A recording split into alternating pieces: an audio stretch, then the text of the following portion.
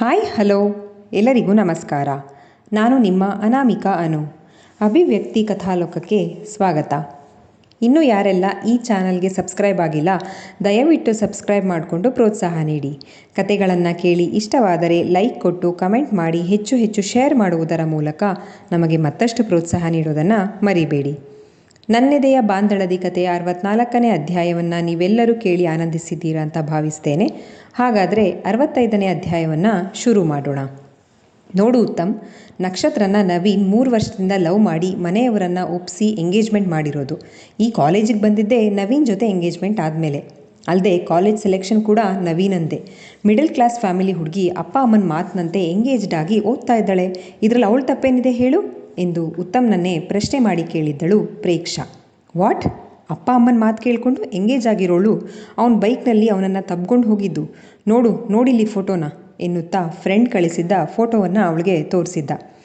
ಏನೋ ಅವಳಿಗೆ ಇಷ್ಟನೇ ಇಲ್ಲ, ಪೇರೆಂಟ್ಸ್ ಮಾತು ಕೇಳ್ಕೊಂಡು ಎಂಗೇಜ್ಡ್ ಆಗಿದ್ದಾಳೆ ಅನ್ನೋ ಥರ ಹೇಳ್ತಿದೆಯಲ್ಲ. ಇಷ್ಟು ಕ್ಲೋಸಾಗಿ ಮೂವ್ ಆಗ್ತಿದ್ದಾಳೆ, ನನ್ನನ್ನೇನು ದಡ್ಡ ಅಂದ್ಕೊಂಡಿದ್ದೀಯಾ ನೀನು? ಉತ್ತಮ್ ಹೇಳಿದ್ದ. ಅವಳನ್ನ ಫಸ್ಟ್ ಟೈಮ್ ನೋಡಿದ್ದಿನಾನೇ ಶಿಷ್ಯ ಹೇಳಿದ್ದ, ಬೇರೆ ಹೆಣ್ಣುಗಳ ಥರ ಬೇಟೆ ಆಡಬೇಡ, ಲವ್ ಮಾಡು ಅಂತ. ಮೊದಲು ಸುಮ್ಮನೆ ಹೋಗಿಟ್ಬಿಟ್ಟಿದ್ದೆ. ಆಮೇಲೆ ಅರ್ಥ ಆಗಿದ್ದು ಪ್ರೇಮದ ಅಮಲು ಎಂಥದ್ದು ಅಂತ. ಆ ಅಮಲು ಹತ್ತಿದ್ದೇ ಮಾತಾಡದೆ ತಣ್ಣಗೆ ನನ್ನಿಂದ ದೂರ ಸರಿತಾ ಇದ್ಲಲ್ಲ ನಕ್ಷತ್ರ, ಅವಳಿಂದ. ಅವಳು ಮಾತಾಡದೇ ಇದ್ದರೂ ಅವಳ ಮುಖ ನೋಡಿದ್ರೆ ಸಾಕು, ಒಂದು ಸಮಾಧಾನ ಈ ಉತ್ತಮ್ಗೆ. ಆ ಫೀಲಿಂಗ್ಸ್ನ ಎಕ್ಸ್ಪ್ಲೇನ್ ಮಾಡೋಷ್ಟು ಎಜುಕೇಷನ್ ಇಲ್ಲ ಪ್ರೇಕ್ಷಾ. ನನ್ನ ನಕ್ಷತ್ರ ಬೇರೊಬ್ಬರ ಸ್ವತ್ತು ಆಗೋದನ್ನು ಅರ್ಗಿಸ್ಕೊಳ್ಳೋದಕ್ಕೆ ನನ್ನಿಂದ ಆಗ್ತಿಲ್ಲ. ಎದೆಗೆ ಬೆಂಕಿ ಬಿದ್ದಂಗೆ ಆಗ್ತಿದೆ. ಹೊಟ್ಟೆಗೆ ಕಾಡ್ಗಿ ಚಬ್ದಂತೆ ಆಗಿರೋ ಸಂಕಟಕ್ಕೆ ಅವಳು ಸಿಗದೆ ಹೊರತು ತಣ್ಣಗಾಗೋದಿಲ್ಲ. ನನಗವಳು ಬೇಕಾದರೆ ನವೀನ್ಗೆ ಕೇಳಿದಷ್ಟು ದುಡ್ಡು ಅವ್ನು ಕೇಳಿದ ಕಂಟ್ರೀಲಿ ಕೆಲಸ ಕೊಡಿಸ್ತೀನಿ. ನಕ್ಷತ್ರನ ಬಿಟ್ಕೊಟ್ರೆ ಸಾಕು. ನೋಡು ಪ್ರೇಕ್ಷಾ, ಡೀಲ್ ಮಾಡು ಪ್ಲೀಸ್. ಅವನು ಗೋಗರೆಯುವುದೊಂದೇ ಬಾಕಿ. ಐ ಆಮ್ ಸಾರಿ ಉತ್ತಮ್ ಎಂದು ಕೈ ಚೆಲ್ಲಿದ ಪ್ರೇಕ್ಷಾ. ನಿಂಗಿಷ್ಟು ಹೇಳಿದ ಮೇಲೂ ಅರ್ಥ ಮಾಡ್ಕೊಳ್ಲಿಲ್ಲ ಅಂದರೆ ನಾನೇನೂ ಮಾಡೋಕ್ಕಾಗಲ್ಲ. ಸಾರಿ, ನಾನು ಹೊರಡ್ತೀನಿ ಎಂದು ಉತ್ತಮ್ನ ಉತ್ತರಕ್ಕೂ ಕಾಯದೆ ಹ್ಯಾಂಡ್ ಬ್ಯಾಗ್ ಎತ್ತಿಕೊಂಡು ಹೊರ ನಡೆದಳು. ಮೇನ್ ರೋಡಿನವರೆಗೂ ನಡೆದುಕೊಂಡೇ ಬಂದು ಸಿಕ್ಕ ಆಟೋವೇರಿ ಮನೆ ತಲುಪಿದವಳ ಮನದಲ್ಲಿ ಅಮಾವಾಸ್ಯೆಯ ಕಾರ್ಗತ್ತಲು. ಮುಂದೇನು ಎಂಬ ಯಕ್ಷ ಪ್ರಶ್ನೆ. ಫ್ರೆಶಪ್ ಆಗಲು ಶವರ್ ಅಡಿ ನಿಂತವಳಿಗೆ ಮೈಮೇಲೆ ಬಿದ್ದ ಬಿಸಿ ನೀರು ಚುರುಗುಟ್ಟಿದ ಅನುಭವ. ಉತ್ತಮ್ನ ತರಚು ಗಾಯಗಳ ಅರಿವಾಗಿತ್ತು. ದುಃಖ ಉಮ್ಮಳಿಸಿ ಬಂತು. ಶವರ್ ನೀರಿನಲ್ಲಿ ಅದೆಷ್ಟು ಕಣ್ಣೀರನ್ನು ಸೇರಿಸಿದಳೋ ಅವಳಿಗೂ ಗೊತ್ತಿಲ್ಲ. ಹೊರಬಂದವಳೆ ಆಗೋ ಅನಾಹುತವಂತೂ ಆಗೇ ಆಗುತ್ತೆ, ಅನುಭವಿಸೋದೊಂದೇ ಬಾಕಿ. ನವೀನ್ ಅವರಿಗೆ ವಿಷಯ ತಿಳಿಸಿದರೆ ಆಗ್ತಿತ್ತಾ? ಏನಂತ ಹೇಳಿ? ಉತ್ತಮ್ ಬದಲಾಗಬಹುದಾ? ಅವನ ಮುಂದಿನ ನಡೆ ಏನಂತ ತಿಳಿದೆ ಏನು ಹೇಳೋದು? ಬೇಡ, ನಾಳೆ ಕಾಲೇಜಿಗೆ ಹೋಗೋಣ. ಮೊದಲು ಉತ್ತಮ್ ರಿಯಾಕ್ಷನ್ ನೋಡಿ ನಕ್ಷತ್ರನ ಹತ್ರ ಮಾತಾಡಿದ್ರೆ ಆಯಿತು. ನಕ್ಷತ್ರ ಬಗ್ಗೆ ಉತ್ತಮ್ಗೆ ಇರೋ ಫೀಲಿಂಗ್ಸ್ ಅವಳಿಗೆ ಗೊತ್ತಿರಲಿಕ್ಕಿಲ್ಲ. ನಾನು ಡೈರೆಕ್ಟ್ ನವೀನ್ ಅವರ ಹತ್ರ ಹೇಳಿದ್ರೆ ತಪ್ಪಾಗತ್ತೆ. ಸಿಡಿಯುತ್ತಿದ್ದ ತಲೆಯನ್ನು ಸಮಾಧಾನಿಸಲೆಂದು ಟ್ಯಾಬ್ಲೆಟ್ ಒಂದನ್ನು ನುಂಗಿ ಮಲಗಿದವಳಿಗೆ ಜೋರು ನಿದ್ರೆ. ಪ್ರೇಕ್ಷಾ ಅತ್ತ ಹೋದ ಬಳಿಕ ಉತ್ತಮ್ ಮನಸ್ಸಿನಲ್ಲಿ ಸಮಸ್ಯೆಗಳ ಸುರಿಮಳೆ. ಮೊದಲ ಬಾರಿ ಸೋತ ಅನುಭವ. ಇದಕ್ಕೂ ಮುಂಚೆ ಬೇರೆಯವರೊಂದಿಗೆ ಎಂಗೇಜ್ ಆದ ಹುಡುಗಿಯರನ್ನೇನು ಅವನು ಕೈ ಬಿಟ್ಟವನಲ್ಲ. ಹಸೆ ಮಣೆ ಹೇರುವ ಮುನ್ನಾ ದಿನ ಕೂಡ ತಾಳಿ ಯಾರತ್ರನಾದರೂ ಕಟ್ಟಿಸ್ಕೊ, ಫಸ್ಟ್ ನೈಟ್ ನನ್ನ ಜೊತೆನೇ ಆಗಬೇಕು ಅನ್ನೋ ಉತ್ತಮ್ನ ಆಜ್ಞೆಗೆ ಮರ್ಯಾದೆಯಾಗಿ ಹೆದರಿ ಗೆಸ್ಟ್ ಹೌಸಿನಲ್ಲಿ ಇದ್ದವರು ಕೂಡ ಇದ್ದಾರೆ. ಆದರೆ ಈ ನಕ್ಷತ್ರ ಅವಳನ್ನು ಅನುಭವಿಸೋದೇ ನನ್ನ ಗುರಿಯಾಗಿರಲಿಲ್ಲ. ಅವಳು ಸಿಗದೇ ಇದ್ದಾಗ ಹಾಗೆ ಯೋಚಿಸಿದ್ದೆ ಅಷ್ಟೇ. ಅವಳು ಈ ಗೆಸ್ಟ್ ಹೌಸಿಗೆ ಬರಬೇಕಾದ ಮಾಲಲ್ಲ, ಉತ್ತಮ್ನ ಅರಮನೆಯ ಪಟ್ಟದರಸಿ ಆಗಬೇಕಾದವಳವಳು. ಅಂಥವಳು ಅವನು ಯಾರೋ ಡಾಕ್ಟರ್ ಜೊತೆ? ಶಿಟ್! ತಲೆ ದಿಮ್ಮೆನ್ನುತ್ತಿತ್ತು. ವಿಸ್ಕಿ ಬಾಟಲಿಯನ್ನು ಇಳಿಸದೆ ಒಂದೇ ಗುಟುಕಿಗೆ ಕುಡಿದು ಬಾಟಲಿಯನ್ನು ಬಿಸಾಕಿ ಮಂಚದ ಮೇಲೆ ಅಂಗಾತ ಪ್ರಜ್ಞೆ ಇಲ್ಲದೆ ಬಿದ್ದುಕೊಂಡ.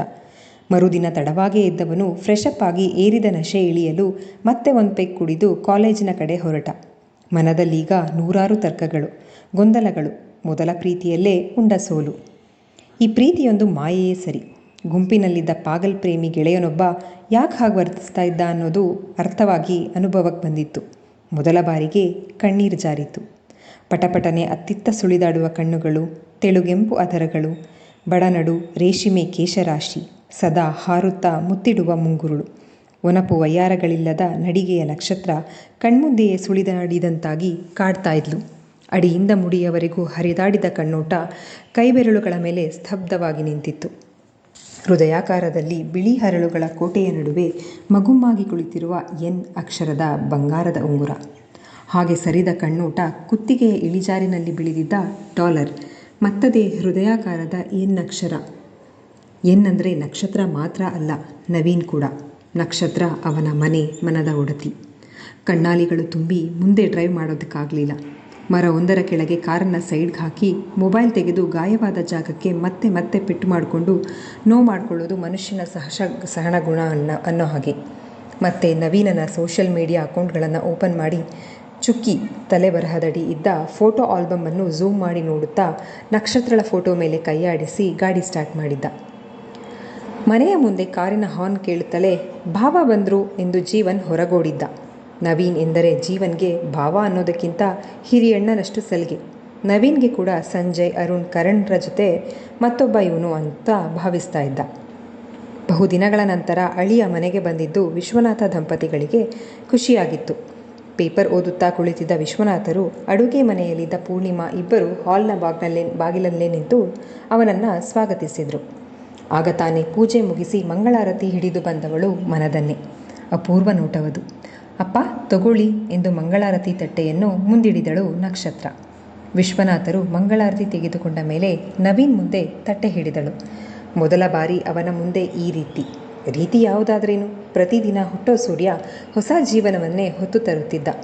ಎಂದು ಹಳತಾಗದ ಒಲವು ಅವರದು, ನಿತ್ಯ ನೂತನ ನವನವೀನ. ಬಯಕೆ ಒಂದು ಬಗುವಾಗಿ ಕಾಡಿ ಮಂಗಳಾರತಿ ಹಿಡಿದವಳನ್ನೇ ನೋಡುತ್ತಾ ನಿಂತ. ಎದುರಿಗೆ ಮಾವ ಇದ್ದಾರೆ ಎಂಬ ಪರಿವೇ ಇಲ್ಲದೆ ಕಣ್ಣಗಲ ಮಾಡಿ ಗದರಿದಳು.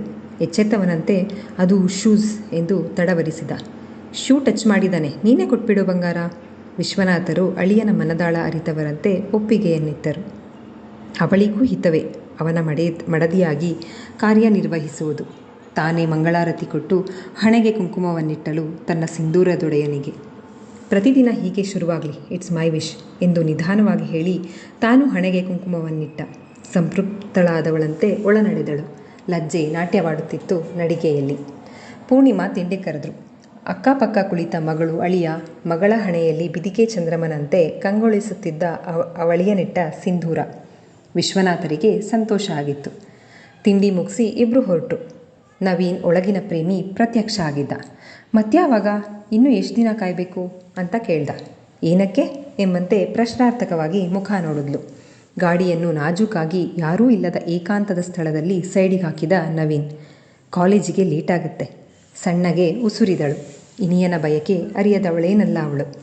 ಏನಕ್ಕೆ ಗೊತ್ತಿಲ್ವಾ? ಇನ್ನೂ ತೇವವಾಗಿದ್ದ ಮುಂಗುರುಳನ್ನು ನಯವಾಗಿ ಕಿವಿಯ ಹಿಂದೆ ಸೇರಿಸುತ್ತಾ ಬೆರಳುಗಳನ್ನು ಕದಪುಗಳ ಮೇಲೆ ಜಾರಿಸುತ್ತಾ ಅಧರಗಳನ್ನು ಬಳಿ ತಂದು ಹೇಳಿದ ನವೀನ್. ಹೃದಯ ಬಡಿತ ಹೆಚ್ಚಾಗಿತ್ತು. ಉಸಿರು ಬಿಗಿಯಾಗಿತ್ತು. ಮಾತು ಗಂಟಲಿನಿಂದ ಹೊರಬರಲಾರದೆ ನಾಚಿ ಕೂತಿತ್ತು. ಬೊಗಸೆಯಲ್ಲಿ ಮುಖವಿಡಿದು ತನ್ನವಳ ಮನಸಾರೆ ಚುಂಬಿಸಿ, ಏನೂ ನಡೆದೇ ಇಲ್ಲೋ ಅನ್ನೋ ಹಾಗೆ, ಪ್ರತಿದಿನ ಹೀಗೆ ನೀನು ಮಂಗಳಾರತಿ ಕೊಡಬೇಕು, ವೇಟಿಂಗ್ ಅಂದ ನವೀನ್. ಮನೆಗೆ ಬರ್ತೀಯಲ್ಲ, ಕೊಡ್ತೀನಿ ಬಿಡು. ಸಣ್ಣಗೆ ಉಸುರಿದಳು. ಮನೇಲಿ ಹೀಗೆ ಎಲ್ರೆದ್ರಿಗಲ್ಲ, ಬೆಡ್ರೂಮಿಗೆ ತಂದು ಕೊಡಬೇಕಪ್ಪ, ಕೋರಿಕೆಯಂತೆ ಹೇಳಿದ ನವೀನ್. ಬಿಟ್ಟ ಕಣ್ಣು ಬಿಟ್ಟಂತೆ ಅಗಲವಾದ ಕಣ್ಣು ಬಿಟ್ಟು ನೋಡಿದವಳು ಅವನ ನೋಟ ಎದುರಿಸಲಾಗದೆ ಎದೆಗೂಡಿಗೆ ಗುದ್ದುತ್ತಾ ಅವನ ಎದೆಗೊರಗಿದಳು. ಗಟ್ಟಿಯಾಗೊಮ್ಮೆ ಬಿಗಿದಪ್ಪಿ ನೆತ್ತಿ ಮೇಲೆ ಮುತ್ತಿಟ್ಟು ಹಿಡಿತ ಸಡಿಲಿಸಿ ಹೊಡೋಣ್ವಾ ಅಂದ. ಅವನ ಬಯಕೆಗಳಿಷ್ಟೇ. ಸಂತೃಪ್ತ ಅವನು. ಮುಂದೆ ಮಾತಿಗಿಂತ ಮೌನವೇ ಹಿತ ಅನಿಸಿತ್ತು. ಕಾಲೇಜಿನ ಕಾರ್ನರ್ನಲ್ಲಿ ಡ್ರಾಪ್ ಮಾಡಿ ಹಾಸ್ಪಿಟಲ್ ದಾರಿ ಹಿಡ್ದ. ಶರು ಇಲ್ಲೇ ಒಬ್ಳೇ ಕೂತಿದ್ದೀಯಾ ಎನ್ನುತ್ತಾ ಬಂದಳು ನಕ್ಷತ್ರ. ಕಾಲ್ ಮಾಡಿದ್ದಾಳೆ, ನೋಡಲಿಲ್ವಾ? ಲೀವ್ ಅಂತೆ, ಕೂತ್ಕೋ ಅಂದಳು ಸ್ನೇಹ. ನೀನು ಯಾಕೆ ಒಂಥರ ಇದ್ದೀಯಾ ಅಂದಳು ನಕ್ಷತ್ರ ಮಂಕಾಗಿ ಕಾಣುತ್ತಿದ್ದ ಗೆಳತಿಯನ್ನು ನೋಡಿ. ಈ ಸಂಡೇ ಅಕ್ಕ ಬಾವಂಗೆ ಬರೋಕ್ಕೆ ಹೇಳಿದ್ದಾರೆ ಪಪ್ಪ. ಪ್ರಾಪರ್ಟಿ ಡಿವೈಡ್ ಮಾಡ್ತಾರಂತೆ. ಇಷ್ಟು ದಿನ ಒಗ್ಗಟ್ಟಾಗಿರಬೇಕು ಅಂತ ಮಾಡಿದ ಪ್ರಯತ್ನ ಎಲ್ಲ ವೇಸ್ಟ್ ಆಯಿತು ನಕ್ಷು. ಅಕ್ಕನ ಹಠದ ಮುಂದೆ ಸೋಲದೆ ವಿಧಿ ಇಲ್ಲ. ಗೆಳತಿಯ ತೋಳಿಗೊರಗಿ ಕಣ್ಣೀರು ಹಾಕಿದ್ಲು ಸ್ನೇಹ. ಸ್ನೇಹ, ಯಾವತ್ತಿದ್ರೂ ಇದು ಆಗಲೇಬೇಕಿತ್ತಲ್ವಾ? ಒಂದು ಕೈಯಿಂದ ಚಪ್ಪಾಳೆ ಸಾಧ್ಯನಾ? ಅವ್ರ ಮನಸ್ಸಲ್ಲೂ ಒಗ್ಗಟ್ಟಾಗಿರಬೇಕು ಅಂತ ಇರಬೇಕು ಅಲ್ವಾ? ಎಲ್ಲರೂ ಅಬ್ಸರ್ವ್ ಮಾಡ್ತಿರ್ತಾರೆ, ಕಣ್ಣೊರೆಸ್ಕೋ ಅಂತ ತಾನೇ ಅವಳ ಕಣ್ಣೊರೆಸಿದ್ಲು ನಕ್ಷತ್ರ. ಮತ್ತೊಮ್ಮೆ ಕಣ್ಣೊರೆಸಿಕೊಂಡು ನೀರು ಕುಡಿದು ಸಮಾಧಾನವಾದ ಸ್ನೇಹ, ನಾವು ಅಂದ್ಕೊಂಡಂಗೆಲ್ಲ ಯಾವುದೂ ಆಗಲ್ಲ ಬಿಡು ಅಂದಳು. ಅಷ್ಟರಲ್ಲಿ ಪ್ರೇಕ್ಷಾ ಬಂದವಳೇ ನಕ್ಷತ್ರಳ ಪಕ್ಕ ಕುಳಿತು ಅಂಗೈ ಅದುಮಿದ್ಲು. ಇದೇನಾಯ್ತೆ, ಇಷ್ಟು ಡಲ್ಲಾಗಿದೆಯಾ? ಹತ್ತಿದೆಯಾ? ಕಣ್ಣೆಲ್ಲ ಕೆಂಪಾಗಿದ್ದಾವೆ. ಕಳವಳವಾಗಿತ್ತು. ನಕ್ಷತ್ರ ಸ್ನೇಹ ಇಬ್ಬರಿಗೂ ಒಟ್ಟಿಗೆ ಕೇಳಿದ್ಲು. ಏನಿಲ್ಲ, ಓಲ್ಡೇ ನಾನು ನಿನ್ನ ಜೊತೆಲ್ಲ ಇರಲ್ಲ ನಕ್ಷು. ಕೋರಿಕೆ ಇತ್ತು ಪ್ರೇಕ್ಷಾಳ ಧ್ವನಿಯಲ್ಲಿ. ಇರೇ ಮಾರಾಯ್ತಿ, ಬೇಡ ಅಂದೋ ಯಾರು? ನೀನೇ ಇಲ್ಲಿ ಹಾಯ್ ಅಂದಿರ್ತೀಯಾ, ಮತ್ತೆಲ್ಲೋ ನೆಗ್ದಿರ್ತೀಯಾ, ಕೋತಿ ಅಂತವಳು ನಗಿಸಲು ಪ್ರಯತ್ನಿಸುತ್ತಾ ಹೇಳಿದ್ಲು ನಕ್ಷತ್ರ. ಬಂದರೆ ಇಲ್ಲೆಲ್ಲೂ ಕೂರೋದು ಬೇಡ, ಕ್ಲಾಸ್ ರೂಮಲ್ಲಿ ಕೂರೋಣ ಅಂದಳು ಪ್ರೇಕ್ಷಾ. ಸುತ್ತ ಕಣ್ಣಾಡಿಸಿ ಉತ್ತಮ್ ಇಲ್ಲ ಬಂದಿಲ್ಲವೆಂದು ಖಚಿತಪಡಿಸಿಕೊಂಡು ಪ್ರೇಕ್ಷಾಳ ಭಯಗ್ರಸ್ತ ಕಣ್ಣುಗಳನ್ನು ಗಮನಿಸಿದ ಸ್ನೇಹ, ಪ್ರೇಕ್ಷಾ ನಿಜ ಹೇಳು, ಯಾರಾದರೂ ರ್ಯಾಗಿಂಗ್ ಏನಾದರೂ ಮಾಡಿದ್ರಾ? ನೀನು ನೋಡಿದ್ರೆ ಹೆದರಿರೋಳ್ ಥರ ಕಾಣಿಸ್ತಾ ಇದೆಯಾ ಅಂತ ಕೇಳಿದ್ಲು. ಹಾಗೇನಿಲ್ವೇ, ನನಗೂ ನಿಮ್ಮ ಥರ ಇರಬೇಕು ಅನಿಸಿದೆ ಅಷ್ಟೇ, ಒಣಗಿದ ತುಟಿಗಳನ್ನು ನಾಲಿಗೆಯಿಂದ ಸವರಿಕೊಳ್ಳುತ್ತಾ ಹೇಳಿದಳು ಪ್ರೇಕ್ಷಾ. ಬಿಸಿಲು ಬೇರೆ ಮುಖ ಕುಡಿಯುತ್ತೆ, ಹೋಗೋಣ ಬಾರೆ ಅಂದಳು ನಕ್ಷತ್ರ ಎದ್ದು ನಿಲ್ಲುತ್ತಾ. ಮೂವರು ಕ್ಲಾಸ್ ರೂಮ್ ಕಡೆ ಪೆಡೆಸ್ಟ್ರಿಯನ್ನಲ್ಲಿ ನಡೆದು ಬರ್ತಾ ಇರೋ ಸಮಯಕ್ಕೆ ಸರಿಯಾಗಿ ಉತ್ತಮ್ನ ಕಾರು ಹಾರ್ನ್ ಮಾಡುತ್ತಾ ಇವರಿಗೆ ಅಡ್ಡವಾಗಿ ಬಂದಿತ್ತು. ನಕ್ಷತ್ರಳನ್ನು ನೋಡುತ್ತಲೇ ಉತ್ತಮ್ನ ಚಿತ್ತ ಕದಡಿ ಹೆಂಡ ಕುಡಿದ ಕೋತಿಯಂತಾಗಿತ್ತು. ನಕ್ಷು ಬಾ ಎಂದು ಬರಬರನೆ ಕೈ ಹಿಡಿದು ಎಳೆದುಕೊಂಡು ಹೋದ ಪ್ರೇಕ್ಷಾಳ ವರ್ತನೆ ಸ್ನೇಹ ಮತ್ತು ನಕ್ಷತ್ರ ಇಬ್ಬರಿಗೂ ವಿಚಿತ್ರ ಅಂತ ಅನ್ಸೋಕೆ ಶುರುವಾಗಿತ್ತು.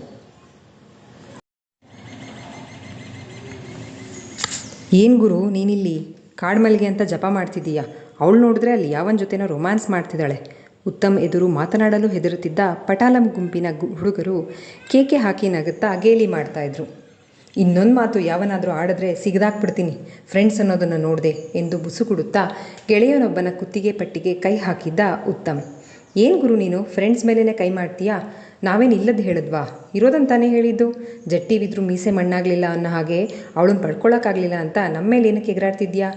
ಗೆಳೆಯನೊಬ್ಬ ಅಸಮಾಧಾನ ವ್ಯಕ್ತಪಡಿಸಿದ್ದ. ಬಿಡೋ, ಉತ್ತರನ ಪೌರುಷ ಒಲೆ ಮುಂದೆ ಅಂತ ಗಾದೆ ಮಾತು ಕೇಳಿಲ್ವಾ? ಇವನು ಹಾರಾಟ ಎಗರಾಟ ಎಲ್ಲ ಏನಿದ್ರು ನಮ್ಮ ಹತ್ರ ಅಷ್ಟೇ. ಬಿಟ್ಟರೆ ಇವನ್ನ ರೋಪ್ಗೆ ಎದುರುಕೊಂಡು ಇವನು ಗೆಸ್ಟ್ ಹೌಸಿಗೆ ಬರೋ ಹುಡುಗಿರ ಹತ್ರ ಅಷ್ಟೇ. 5 ಅಡಿ ಇದ್ದಾಳೆ ಅಷ್ಟೇ, ಅವಳನ್ನೇನೋ ಮಾಡೋಕ್ಕಾಗಲಿಲ್ಲ ಇವನ ಕೈಲಿ, ಮತ್ತೊಬ್ಬ ಅಣಕಿಸಿದ್ದ. ಉತ್ತಮ್ನ ಅಹಂ ಗರಿಗೆದರಿತು. ನನ್ನ ಗಂಡಸ್ತನದ ಬಗ್ಗೆನೇ ಅನುಮಾನನ? ತೋರಿಸ್ತೀನಿ ರೀ ಇವತ್ತು ನನ್ನ ಪವರ್ ಏನಂತ ಎಂದು ಮತ್ತಲ್ಲಿ ನಿಲ್ಲದೆ ಕ್ಲಾಸ್ ರೂಮ್ ಕಡೆ ನಡೆದಿದ್ದ. ಹಿಂದೆಯೇ ಪಟಾಲಮ್ಮಿನ ಗುಂಪು ಹಿಂಬಾಲಿಸಿತು. ಕ್ಲಾಸಸ್ ಶುರುವಾಗೋದಕ್ಕೆ ಇನ್ನೂ ಸಮಯ ಆಯಿತು. ಅಲ್ಲದೆ ಫಸ್ಟ್ ಪೀರಿಯಡ್ ಬ್ರೇಕ್ ಇದ್ದಿದ್ದರಿಂದ ಕೆಲವೇ ಸ್ಟೂಡೆಂಟ್ಸ್ ಮಾತ್ರ ಕ್ಲಾಸ್ ರೂಮ್ನಲ್ಲಿದ್ದರು. ನಕ್ಷತ್ರ, ಸ್ನೇಹ, ಪ್ರೇಕ್ಷಾ ಇಬ್ಬರ ಮಧ್ಯದಲ್ಲಿ ಕೂತಿದ್ಲು. ಮೂವರು ಮೊಬೈಲ್ನಲ್ಲಿ ತಲೆ ತೆಗೆಸ್ಕೊಂಡು ಏನೋ ನೋಡ್ತಾ ಇದ್ರು. ಬಾಗಿಲು ದೂಡಿಕೊಂಡು ಒಳ ಬಂದ ಉತ್ತಮ್ ಸೀದಾ ನಕ್ಷತ್ರಳ ಎದುರು ನಿಂತು ಅವಳ ಕೈಲಿದ್ದ ಮೊಬೈಲ್ ಕಿತ್ತೆಸೆದ.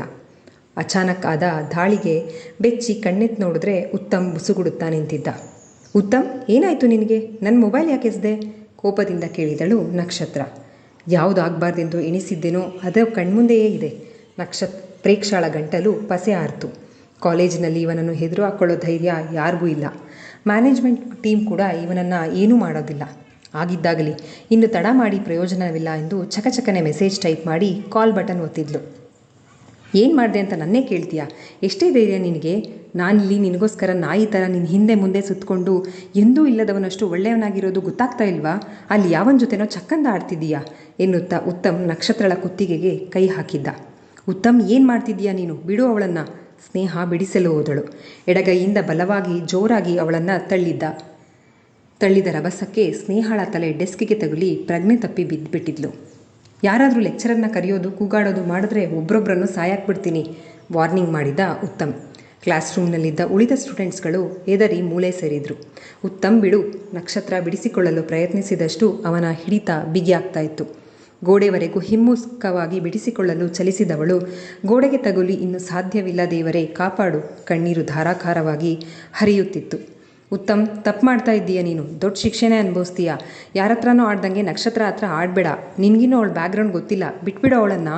ಪ್ರೇಕ್ಷಾ ಬಿಡಿಸಲು ಪ್ರಯತ್ನಿಸುತ್ತಾ ಮನದಟ್ಟು ಮಾಡಲು ಪ್ರಯತ್ನಿಸ್ತಾ ಇದ್ಲು. ಪ್ರೇಕ್ಷಾಳ ಯಾವ ಮಾತು ಉತ್ತಮ್ನ ಕಿವಿಗೆ ಬೀಳುತ್ತಲೇ ಇರಲಿಲ್ಲ. ಅವನೊಳಗಿನ ಮೃಗ ಪ್ರತ್ಯಕ್ಷವಾಗಿದ್ದ. ಬಿಡಿಸಿಕೊಳ್ಳಲು ಯತ್ನಿಸುತ್ತಿದ್ದ ನಕ್ಷತ್ರಳ ಕೈಗಳನ್ನು ಒಂದೇ ಕೈನಿಂದ ಹಿಡಿದುಕೊಂಡು ಬಲವಾಗಿ ಹಿಂದಕ್ಕೆ ತಿರುಚಿ ಹಿಡ್ಕೊಂಡ. ಕುತ್ತಿಗೆಯಲ್ಲಿದ್ದ ಕೈ ಹಾಗೇ ಇತ್ತು. ಅಸಹಾಯಕಳಾಗಿ ಕಣ್ಣೀರು ಸುರಿಸುತ್ತಾ ಕೂಗಲು ಆಗದೆ ಮೂಕರೋಧನೆ ಅನುಭವಿಸುತ್ತಿದ್ದ ನಕ್ಷತ್ರಳನ್ನು ನೋಡ್ತಾ ಉತ್ತಮ್ನಂತ ರಕ್ಕಸ ವಿಕೃತ ಸಂತೋಷ ಪಡ್ತಾ ಇದ್ದ. ತನಗಾದ ಅನ್ಯಾಯಕ್ಕೆ ಇದೇ ಸರಿಯಾದ ಮಾರ್ಗ, ನೋವುಣ್ಣಬೇಕು ಇವಳು ಎಂದುಕೊಳ್ಳುತ್ತಾ ಅವಳನ್ನೇ ನೋಡುತ್ತಿದ್ದ. ಬಿಡಿಸಲು ಪ್ರಯತ್ನಿಸುತ್ತಿದ್ದ ಪ್ರೇಕ್ಷಾಳನ್ನು ಪಟಾಲಮು ಗ್ರೂಪಿನ ಇಬ್ಬರು ಬಲವಾಗಿ ಹಿಡ್ಕೊಂಡಿದ್ರು. ತನ್ನವನು, ಹೆತ್ತವರು, ಮಾವ ಎಲ್ಲರ ಮುಖ ನೆನಪಾಗಿತ್ತು ನಕ್ಷತ್ರಳಿಗೆ. ಜೋರಾಗಿ ಕೂಗೋದಕ್ಕೂ ಆಗದೆ ಮನಸ್ಸಿನಲ್ಲೇ, ನನ್ನನ್ನು ಕ್ಷಮಿಸಿಬಿಡಿ ಪಪ್ಪ, ಈ ರಾಕ್ಷಸನನ್ನು ಏನು ಮಾಡ್ತಾನೋ ಗೊತ್ತಿಲ್ಲ, ನನ್ನಿಂದ ನಿಮಗೆ ಅವಮಾನ ಆಗತ್ತೆ, ನನ್ನಂಥ ಮಗಳು ಹುಟ್ಟಲೇಬಾರ್ದಾಗಿತ್ತು. ಮಾವ ಸುತ್ತ ಹಳ್ಳಿಗಳಿಗೆಲ್ಲ ನ್ಯಾಯ ಹೇಳೋರು. ನಿಮ್ಮ ಮನೆ ಸೊಸೆಯಾಗಬೇಕಾಗಿದ್ದವಳು ಇಲ್ಲಿ ಯಾವೊಂದೋ ಕೈಲಿನಲ್ಲಿ ನಲಗಿ ಹೋಗ್ತಾ ಇದ್ದೀನಿ. ಅಷ್ಟು ದೊಡ್ಡ ಮನೆತನ ನನ್ನಿಂದ ಅವಮಾನಕ್ಕೀಡಾಗೋ ಸ್ಥಿತಿ ಬಂತು. ನವಿ, ಓದಬೇಕು ಅಂದು ನಾನೇ ತಪ್ಪು ಮಾಡಿದೆ ಅನ್ನಿಸ್ತಿದೆ. ಕ್ಷಮಿಸಿಬಿಡು ನನ್ನನ್ನು. ಜೀವನವಿಡೀ ನೀನು ಕೊರಗೋ ಅಂತ ನೋವು ಕೊಟ್ಬಿಟ್ಟೆ. ಕಂಡ ಕನಸುಗಳೆಲ್ಲ ಕಣ್ಮುಂದೆ ದಹನವಾಗುತ್ತಿರುವ ಅನುಭವ ಅವಳಿಗೆ. ಯಾವ ತಪ್ಪಿಗೆ ನನಗೆ ಈ ಶಿಕ್ಷೆ? ಹೆಣ್ಣಾಗಿ ಹುಟ್ಟಿದ್ದೆ ತಪ್ಪ? ದೇವರೇ, ಕರುಣೆ ಅನ್ನೋದಿದ್ರೆ ಈ ರಾಕ್ಷಸನ ಕೈಲಿ ನಲುಗಿ ಸಾಯೋದಕ್ಕೂ ಮುಂಚೆ ಸಾವನ್ನು ಕರುಣಿಸು. ನನ್ನವರೆನಿಸಿಕೊಂಡ ಎಲ್ಲರಿಗೂ ಅವಮಾನ ಆಗದಂತೆ ನೋಡ್ಕೊ. ನನ್ನನ್ನು ಮರೆತು ಬದುಕೋ ಶಕ್ತಿ ಕೊಡು. ಸ್ನೇಹನಾದರೂ ಯಾರಾದರೂ ಕಾಪಾಡಿ. ಮನಸ್ಸು ಮೌನವಾಗಿ ರೋಧಿಸುತ್ತಾ ಬೇಡ್ಕೊಳ್ತಾ ಇತ್ತು. ಸಿಸ್ಟರ್, ಯಾವುದೋ ಕಾಲ್ ಬರ್ತಿದೆ, ಸ್ವಲ್ಪ ನೋಡಿ. ಡ್ರೆಸ್ಸಿಂಗ್ ಮಾಡ್ತಿದ್ದೀನಿ, ನನ್ನ ಕೈಗಳು ಫ್ರೀ ಇಲ್ಲ ಅಂದ ನವೀನ್ 2-3 ಸಲ ಬಿಡದೆ ರಿಂಗ್ ಆಗ್ತಿದ್ದ ಮೊಬೈಲ್ ಸದ್ದು ಕೇಳಿ. ಸರ್, ಯಾವುದೋ ಅನ್ನೋನ್ ನಂಬರ್, ಟ್ರೂ ಕಾಲರ್ನಲ್ಲಿ ಪ್ರೇಕ್ಷಾ ಪ್ರಿನ್ಸಸ್ ಅಂತ ಶೋ ಆಗ್ತಿದೆ ಅಂದರು ನರ್ಸ್. ಬ್ಯಾಂಡೇಜ್ ಕಟ್ಟಿ ಒಂದು TT ಇಂಜೆಕ್ಷನ್ ಕೊಟ್ಬಿಡಿ ಅಂತ ಹೇಳ್ತಾ, ಪ್ರೇಕ್ಷಾನಾ? ಚುಕ್ಕಿ ಫ್ರೆಂಡ್, ಯಾಕೆ ಕಾಲ್ ಮಾಡ್ತಾ ಇದ್ದಾಳೆ ಅಂದ್ಕೊಂಡು ಮೊಬೈಲ್ ಕೈಗೆತ್ಕೊಳ್ಬೇಕು ಅನ್ನೋ ಅಷ್ಟರಲ್ಲಿ ಕಾಲ್ ಡಿಸ್ಕನೆಕ್ಟ್ ಆಗಿತ್ತು. ರಿಟರ್ನ್ ಕಾಲ್ ಮಾಡೋಣ ಅನ್ನೋ ಅಷ್ಟರಲ್ಲಿ ಆಗಲೇ ನಾರ್ಮಲ್ ಮೆಸೇಜ್ ಒಂದು ಮೊಬೈಲ್ ಪರದೆಯ ಮೇಲೆ ಮೂಡಿತ್ತು. Come to our classroom, someone is ragging for Nakshatra. Sister, personal emergency, outside ಹೋಗ್ತಿದ್ದೀನಿ, ಡಾಕ್ಟರ್ ಕುಮಾರ್ಗೆ ನೋಡ್ಕೊಳ್ಳೋಕೆ ಹೇಳಿ ಸ್ವಲ್ಪ ಅಂತ ಹೇಳಿ ಕ್ಯಾಬಿನಿಂದ ಆಚೆ ಓಡಿದ್ದ ನವೀನ್. ಶರವೇಗದಲ್ಲಿ ಪಾರ್ಕಿಂಗ್ ತಲುಪಿ ಅಷ್ಟೇ ವೇಗದಲ್ಲಿ ಹೊರಟಿದ್ದ. ಅಷ್ಟರಲ್ಲೇ ಯತೀಶ್ ಕಾಲ್ ಮಾಡಿದ್ದ. ಎಲ್ಲಿದ್ಯೋ ಅಂತ. ಅರ್ಜೆಂಟ್ ಯಾವುದೋ ಡಾಕ್ಯುಮೆಂಟ್ಸ್ ಬೇಕಿತ್ತು, ಜಸ್ಟ್ ಬಸ್ ಇಳಿದೆ ಅಂತ ಯತಿ ಹೇಳಿದ್ದ. ಚುಕ್ಕಿಗೆ ಯಾರೋ ರ್ಯಾಗಿಂಗ್ ಮಾಡ್ತಾ ಇದ್ದಾರಂತೆ, ಕಾಲೇಜ್ ಹತ್ರ ಹೋಗ್ತಿದ್ದೀನಿ, ನೀನು ಕಾಲೇಜ್ ಹತ್ರ ಬಂದುಬಿಡು ಅಂತ ಕಾಲ್ ಡಿಸ್ಕನೆಕ್ಟ್ ಮಾಡಿದ್ದ ನವೀನ್. ನಗರದ ಹೊರವಲಯದಲ್ಲಿದ್ದ ಕಾಲೇಜ್ಗೂ ಹಾಸ್ಪಿಟಲ್ಗೂ 6-7 ಕಿಲೋಮೀಟರ್ಗಳ ಅಂತರ. ಸಿಟಿ ದಾಟಿ ಹೋಗಿರಬಹುದು ಅಷ್ಟೇ. ಎಂದೂ ಕೈ ಕೊಡದ ಕಾರು ಪಂಕ್ಚರ್ ಆಗಿತ್ತು. ಶಿಟ್, ಇಲ್ಲಿ ಯಾವ ವೆಹಿಕಲ್ಸ್ ಕೂಡ ಸಿಗಲ್ಲ, ಹಾಳದ್ದು, ಇವತ್ತೇ ಕೈ ಕೊಡಬೇಕಾ ಎಂದ್ಕೊಂಡು ಕೆಳಗಿಳಿದು ನೋಡಿದ. ಅದೃಷ್ಟಕ್ಕೆ ಗ್ಯಾರೇಜೊಂದರ ಮುಂದೆಯೇ ನಿಂತಿತ್ತು ಕಾರು. ಗ್ಯಾರೇಜಿನ ಹೊರಗಡೆ ಕಂಡ ಮುಖ ನೋಡಿ, ಏನೋ ಕರಿಯ, ನೀನಿಲ್ಲಿ, ಈ ಕಾರ ಏನಾಗಿದೆಯೋ ನೋಡೋ, ನಂಗೆ ಯಾವುದಾದ್ರೂ ಬೇರೆ ವೆಹಿಕಲ್ ಕೊಡು ಅಂತ ನವೀನ್ ಅವಸರ ಮಾಡ್ತಾ ಕೇಳಿದ್ದ. ಅಣ್ಣ, ಇದು ಸೂರ್ಯಣ್ಣಂದೆ, ಹೊಸ ಗ್ಯಾರೇಜು, ನಿಮ್ಗೆ ಕರೆದ್ರೂ ಬರಲೇ ಇಲ್ಲ ಅಂತ ಕರಿಯ ಹೇಳೋ ಅಷ್ಟರಲ್ಲಿ ಸೂರ್ಯ ಒಳಗಡೆಯಿಂದ ಬಂದಿದ್ದ. ನವೀನ್ನ ನೋಡ್ತಾ ಇದ್ದಂಗೆ, ಯಾಕೋ ಇಷ್ಟು ಅರ್ಜೆಂಟಲ್ಲಿದ್ದೀಯಾ, ಏನಾಯಿತು ಅಂತ ಕೇಳ್ದ. ಅಷ್ಟರಲ್ಲಿ ಕರಿಯ ಸೂರ್ಯನ ಬೈಕ್ ಕೀ ತಂದು ನವೀನ್ ಕೈಗೆ ಕೊಟ್ಟಿದ್ದ. ಸೂರ್ಯ, ನನಗೀಗ ಏನೋ ಹೇಳೋ ಅಷ್ಟು ಟೈಮ್ ಇಲ್ಲ, ಫ್ರೀ ಇದ್ದರೆ 10 ಗಾಡಿ ಎನ್ನುತ್ತಾ ಬೈಕ್ ಸ್ಟಾರ್ಟ್ ಮಾಡಿದ್ದ. ಎಂದೂ ಇಲ್ಲದಷ್ಟು ಟೆನ್ಷನ್, ಅವಸರದಲ್ಲಿದ್ದ ನವೀನನನ್ನು ನೋಡಿ ಏನೂ ಕೇಳದೆ ಬೈಕ್ನ ಹಿಂದಿನ ಸೀಟ್ನಲ್ಲಿ ಕುಳಿತುಕೊಂಡ ಸೂರ್ಯ. ಕಣ್ಮುಚ್ಚಿ ಕಣ್ಬಿಡೋ ಅಷ್ಟರಲ್ಲಿ ಕಾಲೇಜಿನ ಕ್ಯಾಂಪಸ್ ತಲುಪಿದ್ದ ನವೀನ್. ID ಕಾರ್ಡ್ ಇಲ್ಲದೆ ಒಳಗಡೆ ಪ್ರವೇಶ ಇಲ್ಲ ಅಂತ ಸೆಕ್ಯೂರಿಟಿಯವನ ಮಾತು ಹೇಳ್ತಾ ಇದ್ರು ಕಿವಿಗೊಡದೆ ಕ್ಯಾಂಪಸ್ ಪ್ರವೇಶಿಸಿ ಬೈಕ್ ಸ್ಟ್ಯಾಂಡ್ ಕೂಡ ಹಾಕದೆ ನಡೆದ. ಬೈಕಿನ ಚಕ್ರಗಳೆರಡೂ ಅನಾಥವಾಗಿ ತಿರುಗುತ್ತಾ ಬಿದ್ದಿದ್ವು. ಮಣಿಕಟ್ಟನ್ನು ಬಂಧಿಸಿದ್ದ ಶರ್ಟ್ ತೋಳಿನ ಕಫ್ಸ್ ಬಟನನ್ನು ಬಿಚ್ಚಿ ಮೊಣಕೈ ಮೇಲಿನವರೆಗೂ ತೋಳನ್ನು ಮಡ್ಚ್ಕೊಳ್ತಾ 6 ಅಡಿ ಎತ್ತರದ ಕಟ್ಟುಮಸ್ತಾದ ದೇಹದ ನವೀನ್ ನಡೀತಿದ್ರೆ, ನಾನು ಮಾಸ್ ರೌಡಿ ಆದರೆ ಇವನು ಕ್ಲಾಸ್ ರೌಡಿ ಅಂದ್ಕೊಂಡು ಹಿಂಬಾಲಿಸಿದ ಸೂರ್ಯ. ಸೀದಾ ನಕ್ಷತ್ರಳ ಕ್ಲಾಸ್ ರೂಮ್ ತಲುಪಿದರೆ ಪಟಾಲಂ ಗುಂಪಿನವರು, ಉತ್ತಮ್ ಹೀರೋ ಬಂದ ಕಣೋ ಅಂದರು ನವೀನನನ್ನು ಹಿಡಿದುಕೊಳ್ಳಲು ಪ್ರಯತ್ನಿಸುತ್ತಾ. ಸೂರ್ಯ, ನಂಗೆ ಇವರನ್ನೆಲ್ಲ ನೋಡ್ಕೊಳ್ಳೋ ಅಷ್ಟು ಟೈಮ್ ಇಲ್ಲ, ನೀನು ನೋಡ್ಕೋ ಎಂದವನೇ ಅರ್ಧ ಗಂಟೆಗೂ ಹೆಚ್ಚು ಕಾಲ ಉತ್ತಮ್ನ ಹಿಡಿತದಲ್ಲಿದ್ದರಿಂದ ನಿಂತಲ್ಲಿಯೇ ಪ್ರಜ್ಞೆ ತಪ್ಪಿದವಳಂತಾಗಿದ್ದ ನಕ್ಷತ್ರಳ ಕಡೆ ನಡೆದ. ಇಷ್ಟೊತ್ತು ನಿಮ್ಮದೇ ರಾಜ್ಯಭಾರ ಅಂತ ಪೌರುಷ ತೋರಿಸ್ತಾ ಇದ್ರಲ್ವಾ, ಈಗ ತೋರಿಸ್ರೋ ನಿಮ್ಮ ತಾಕತ್ತನ್ನು. ಉತ್ತಮ್ ಶನಿ ಹೆಗ್ಲೇರಿದ್ದ ನಿನಗೆ, ಸತ್ತೇ ಮಗನೇ, ಹಿಡಿತದಲ್ಲಿಯೇ ರೋಷದಿಂದ ಹೇಳಿದ್ಲು ಪ್ರೇಕ್ಷಾ. ಸದಾಕಾಲ ಲಾಂಗು ಮಚ್ಚುಗಳ ಜೊತೆ ಒಡನಾಡಿದ ಸೂರ್ಯನ ಕೈನ ಒಂದೊಂದು ಏಟಿಗೆ ಉತ್ತಮ್ನ ಪಟಾಲಮ್ಮು ಗುಂಪು ನೆಲ ಕಚ್ಚಿತ್ತು. ಉತ್ತಮ್ನ ಕುತ್ತಿಗೆಗೆ ಬಲವಾಗಿ ಮುಷ್ಟಿ ಕಟ್ಟಿ ಒಡೆದ ನವೀನ್. ಉತ್ತಮ್ ಹಿಡಿತ ಸಡಲಿಸಿ ಆ ಎಂದು ಕುತ್ತಿಗೆ ಹಿಡಿದುಕೊಂಡಿದ್ದ. ನವೀನ್, ನಿನ್ನ ನಕ್ಷತ್ರ ನೋಡ್ಕೋ, ಜ್ಞಾನ ಇಲ್ಲ ಅನಿಸುತ್ತೆ, ಇವಳನ್ನ ನಾನು ನೋಡ್ಕೋತೀನಿ ಸೂರ್ಯ ಹೇಳಿದ್ದ. ಇಲ್ಲ ಸೂರ್ಯ, ಇವನು ಮಾತ್ರ ನಂದೇ ಬೇಟೆ, ನಾನು ನೋಡ್ಕೋತೀನಿ, ನೀನು ಚುಕ್ಕಿನ ನೋಡ್ಕೋ. ಪ್ರೇಕ್ಷಾಳು ಓಡಿ ಬಂದಿದ್ದಳು ಪ್ರಜ್ಞೆ ತಪ್ಪಿ ಬಿದ್ದಿದ್ದ ಸ್ನೇಹಾಳನ್ನು ಎಚ್ಚರಿಸೋದಿಕ್ಕೆ. ಇಲ್ಲಿಗೆ ಈ ಸಂಚಿಕೆ ಮುಕ್ತಾಯವಾಯಿತು. ಈ ಸಂಚಿಕೆ ನಿಮ್ಮೆಲ್ಲರಿಗೂ ಇಷ್ಟವಾಗಿದೆ ಅಂತ ಭಾವಿಸ್ತೇನೆ. ದಯವಿಟ್ಟು ನಿಮ್ಮ ಅನಿಸಿಕೆ ಅಭಿಪ್ರಾಯಗಳನ್ನು ಕಮೆಂಟ್ ಸೆಕ್ಷನಲ್ಲಿ ಹಂಚ್ಕೊಳ್ಳೋದನ್ನು ಮರಿಬೇಡಿ. ಧನ್ಯವಾದಗಳು.